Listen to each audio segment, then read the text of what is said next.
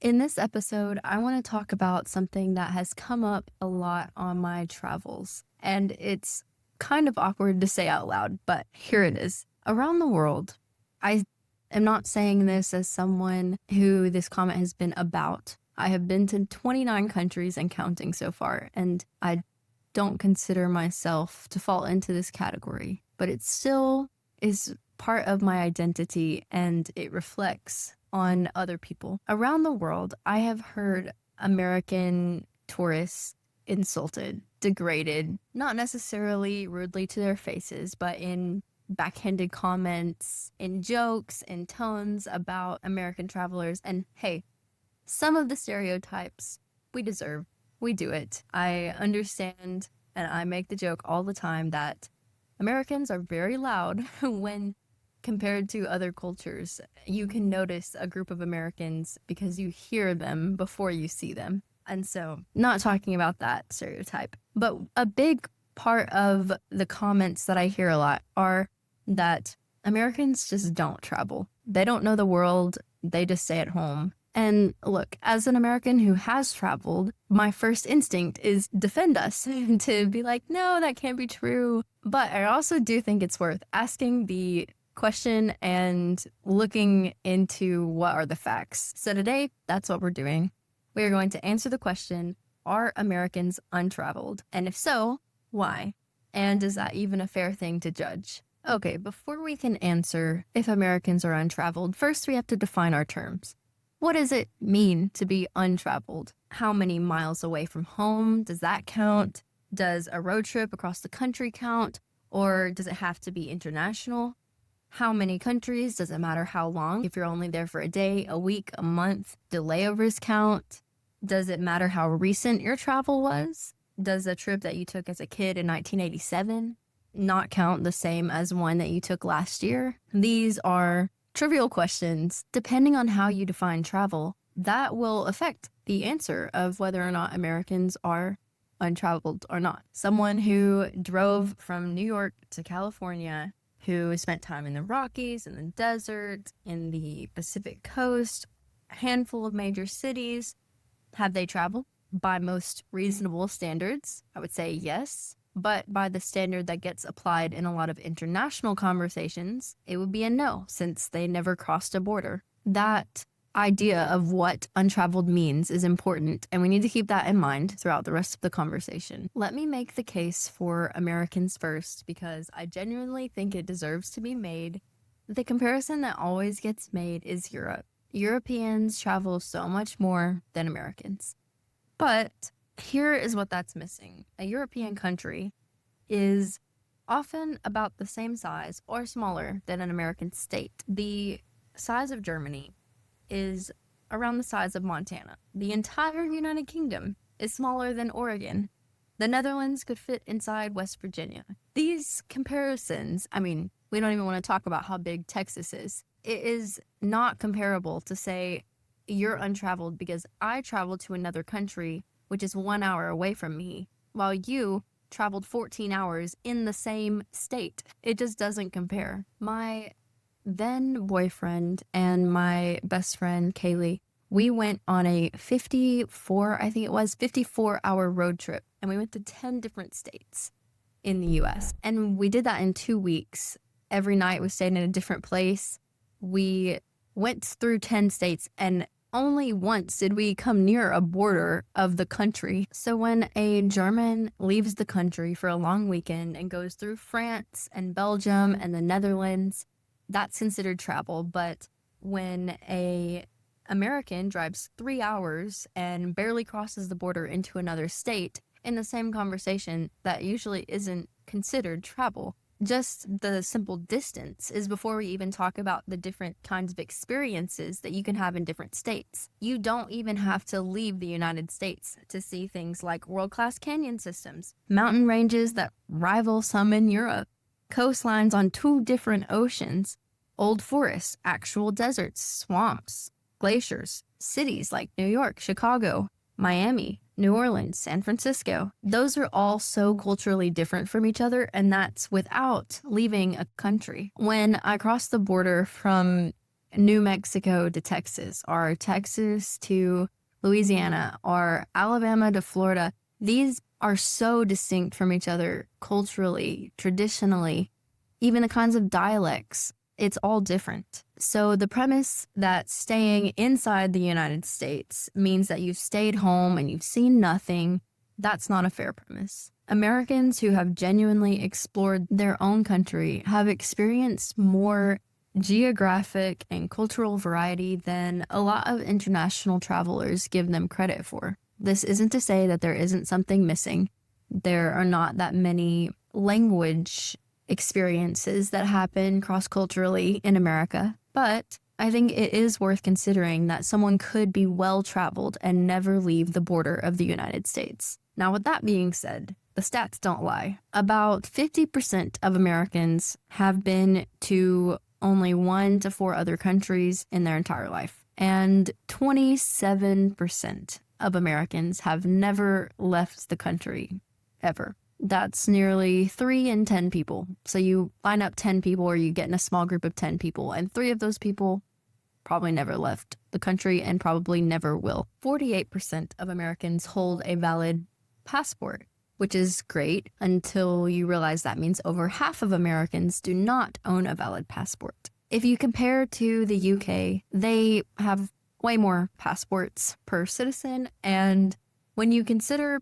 UK-born citizens, 8 to 12% of UK-born citizens live abroad. Not just visit, but live internationally. For the US, 1%. 1% live out of the US who are US-born citizens. I am in the 1% club. It's not evenly distributed.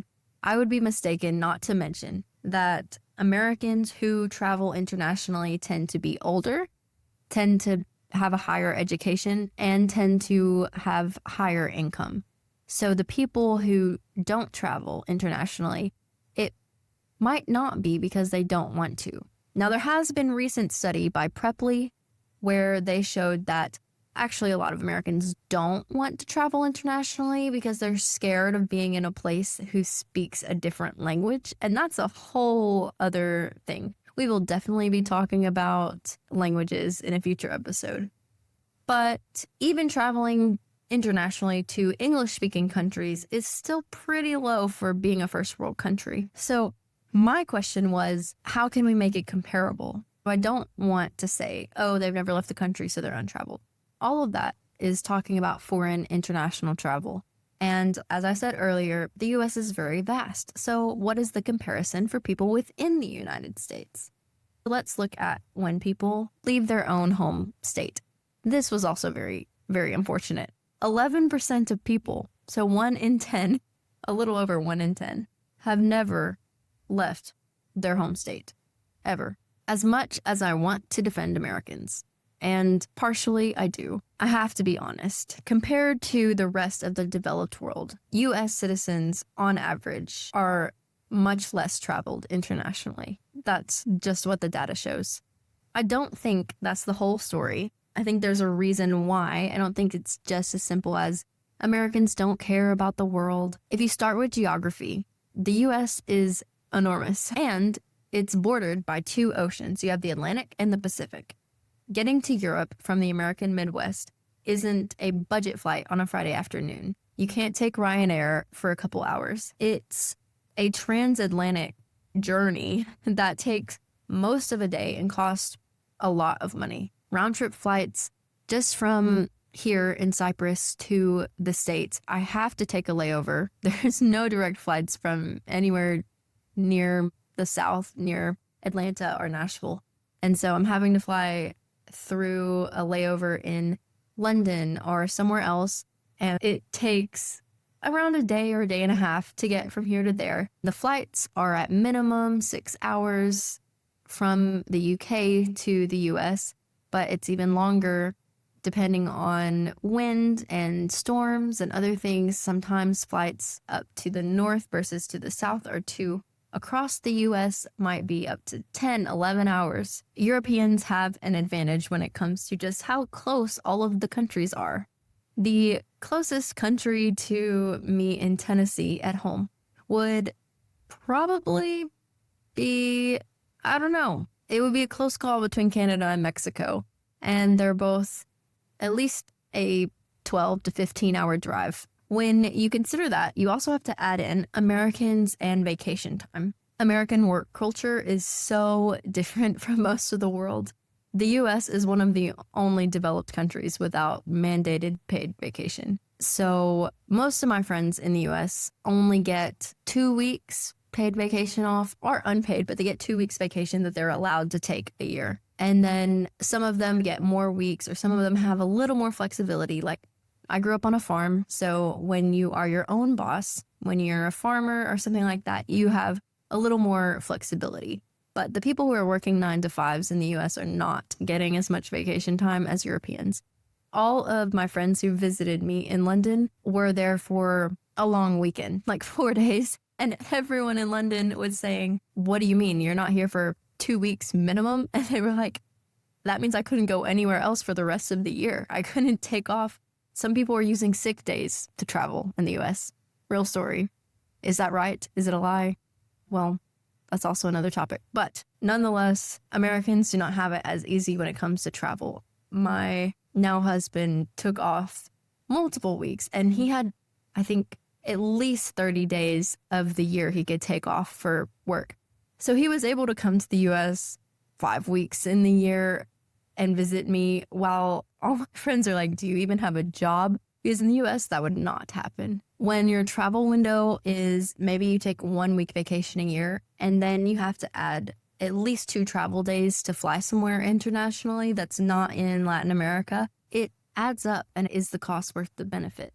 A lot of people decide, I'll just go to Florida or to California or to New York or somewhere that I can fly easily, and it will be cheaper. It will be easier to plan. I don't have to also pay for a passport and pay for all of these other things. It is probably a lot to do with practicality. Also, the healthcare system does not help when it comes to travel.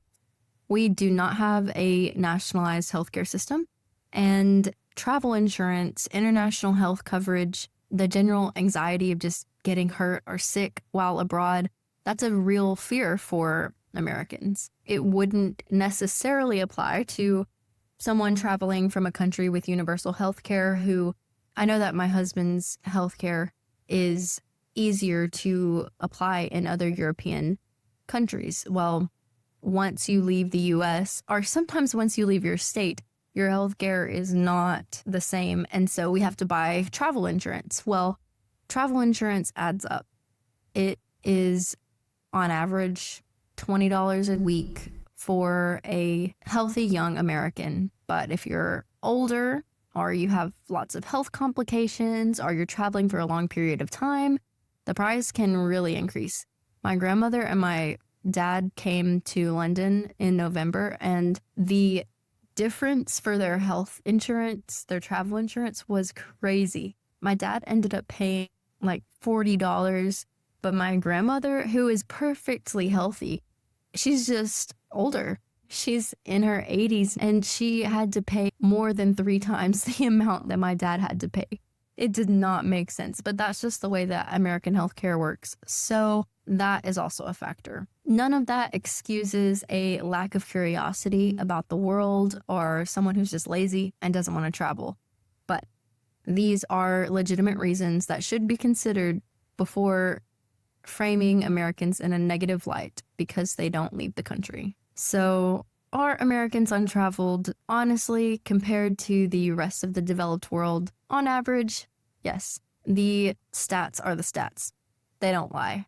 But I do think that there are important contexts to frame that conversation in, and not all Americans are untraveled. So let's not stereotype or generalize. I have many friends from the US who have recently gone out of the country for the first time, and it's been because they couldn't afford it before, or their family or home environment had discouraged travel, or maybe they were scared. And I would just encourage anyone listening, if you have not traveled, you should do it. Travel, whether it's across state borders, across international lines, experience things that are different from you. You will grow so much from that experience. When you don't speak the language, when the food is all foreign, when the history around you is completely different from what you and your lineage has come from, it builds an appreciation for God's creation, for the people and humanity in general, how we all are the same, even when we're different. I've noticed through traveling, kids are the same everywhere in the world. They're joyful and they like to play. Animals may look different. Mountains may look different. There's lots of unique experiences that you'll grow from. Hearing a different language, struggling to understand someone, working through patiently to try to order food. Those things build your character and build your ability to love other people and show grace in differences. You obviously know from the subtitle of my podcast that I am a big fan of travel. So this episode, it was due. That's it. Case closed. Are Americans untraveled? Kind of mostly yes, but there are lots of Americans who have traveled. And when you consider internal, between states traveling, lots of Americans are traveled. There is a chart that I shared on Instagram, and it shows all of the other countries and who has left their country and who's traveled where. Americans falls almost at the very bottom of all developed countries, but we're still above a few, like Japan and some others. So I would say that there are people less traveled than Americans. Still, maybe we can step up our game. Let's all go somewhere new this year.